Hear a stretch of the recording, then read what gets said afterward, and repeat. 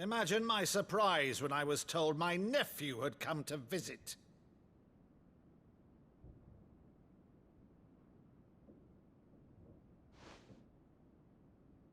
Clive Rosfield died long ago. And for uttering his name here, you shall pay with your tongue!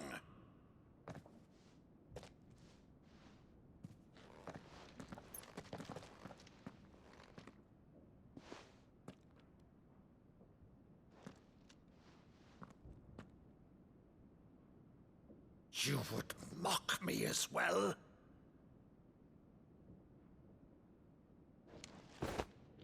It is I, Sir Crandall of Camelot, loyal servant to Her Serene Holiness, Saint Sybil the Unshod. Meadow, thou vile sorcerer, for thy crimes against church and crown, I shall have thy head.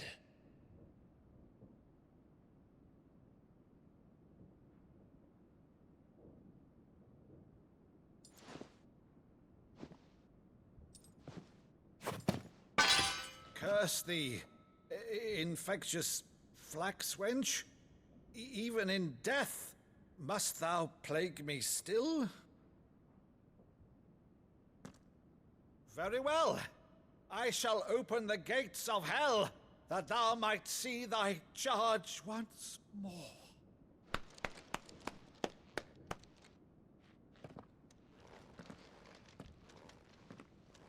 Bravo, Uncle. You're still the finest Meadow in the twins. Oh, Clive, my dear boy, it's really you.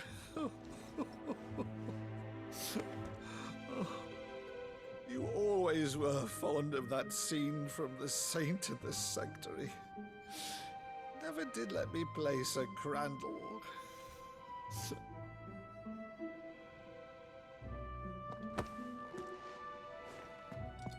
I have a favor to ask, Uncle Byron. Rutherford, inform the kitchens. There'll be guests. We dine immediately. But, Uncle... You can't very well regale me with the tale of your miraculous preservation on an empty stomach. Go on, sit.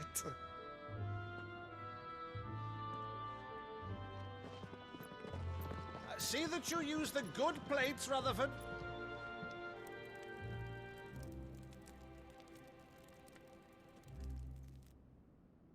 So you arrived late to one of her cullings, did you? Since becoming Vicereine, Annabella has been a constant thorn in Rosaria's side, but these atrocities are a new low. Something has changed. Quite what, I don't know, but the woman we knew is gone, and a monster sits in her place. A monster? For better or worse, I've been charged with governing this town, and thus must maintain the illusion of obedience. That's all I can do to aid Wade and his merry band of revolutionaries. So he's told us. You have risked much for Rosaria. Our nation will be forever in your debt.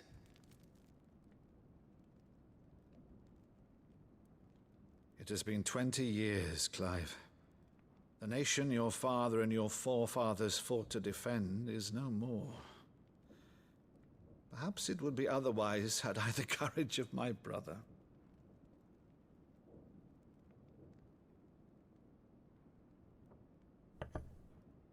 All right, if it's a ship you require, a ship you shall have. I've a galley in port, but recently relieved of her cargo. She can be outfitted for the voyage in a matter of weeks. So you believe us, then? About everything? Believe you? Ha! Only a fool would believe even half of the things you claim. But until tonight, only a fool would have believed my nephew still lived. And besides, I have it on good authority that Clive is telling the truth. Whose authority? On your own, of course. You've always been a terrible liar. Is that true? It's not untrue. Let's say no more about it, eh? It wouldn't do to linger on my nephew's greatest failing.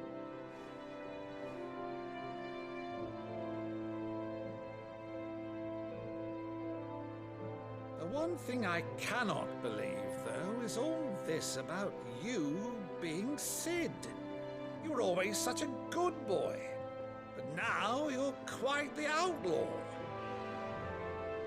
Which, if I'm not mistaken, would make me an outlaw's uncle. Why then, who shall we pillage first? Rutherford, fetch me my cutlass. This will be fun.